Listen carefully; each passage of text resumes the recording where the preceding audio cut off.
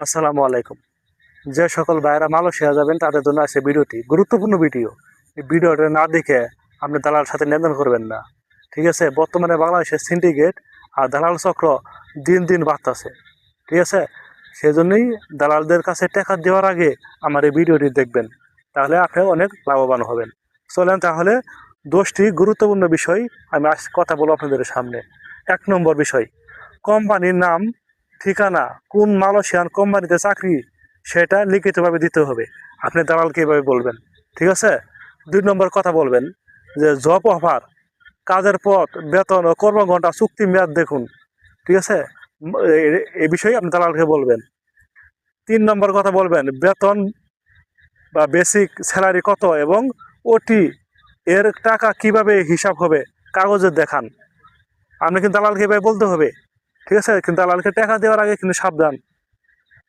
4 নম্বর, কাজের ধরন কি হবে, কন্ডাকশন, ফ্যাক্টরি নাকি ইয়কার, বা যে কাজ বলা হয়েছে কাগজে একই কিনা তা যাচাই করতে হবে। তারপরে আসেন 5 নাম্বার, ভিসা বা অনুমোদন প্রমাণ। আপনি ভিসা বা অনুমোদন যাচাইয়ের প্রমাণ দেখান, এটা আপনারে এর বলতে হবে।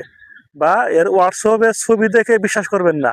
আপনার দালালে আপনাকে হোয়াটসঅ্যাপে ছবি দিল, যে এই যে ছবি দিলাম এটা আপনি দেখেন, আপনি দালালে হোয়াটসঅ্যাপে ছবি দেখে বিশ্বাস করবেন না, কিন্তু সাবধান। ঠিক আছে, তারপরে আসেন, তারপরে আসবেন ইকোডিং। ইকোডিং বা এজেন্সি বৈধতা, বাংলাদেশি এজেন্সি হলে তাদের সরকারি অনুমোদন আছে কিনা তা যাচাই করবেন। ঠিক আছে ভাই, গুরুত্বপূর্ণ প্রশ্ন এলে এগুলো কিন্তু আপনি যাচাই করে আপনার দালালকে টাকা দিতে হবে। তাছাড়া কিন্তু দালালের টাকা দেওয়ার পরে কিন্তু ভাই আফসোস করবেন না, কারণ মানুষের কাছে টাকা পড়লে আর টাকাটা তোলা যায় সহজে। তারপরে আসেন 7 নম্বর, মেডিকেল অনুমোদিত সেন্টার ছাড়া কোথাও মেডিকেল করবেন না। মানে মালয়েশিয়ার যে মেডিকেল অনুমোদিত ছাড়া কোথাও আপনার মেডিকেল করবেন না।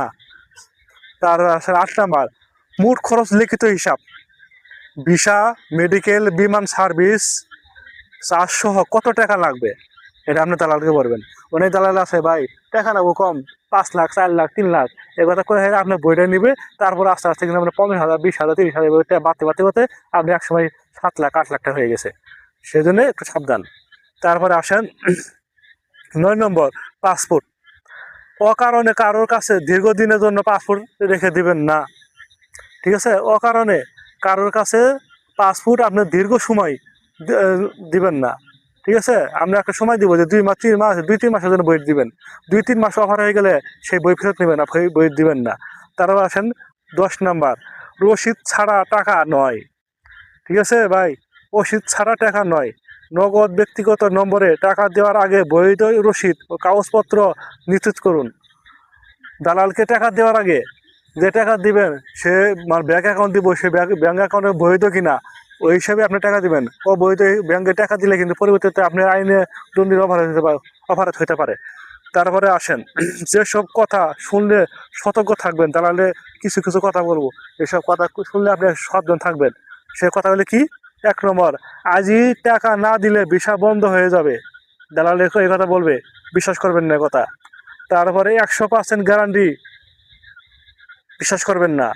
কাগজ লাগবে না, সব আমরা পরে সেরে নিব, বিশ্বাস করবেন না দালাল এসব কথা। মেডিকেল পরে হবে, আগে পুরো টাকা দেন, এই কথা দালালের কথা বিশ্বাস করবেন না। কোম্পানির নাম এখন বলতে পারবো না, পরে বলবো, অন্য সময় বলবো, এ কথা মানে দালালের কথা আপনার বিশ্বাস করবেন না।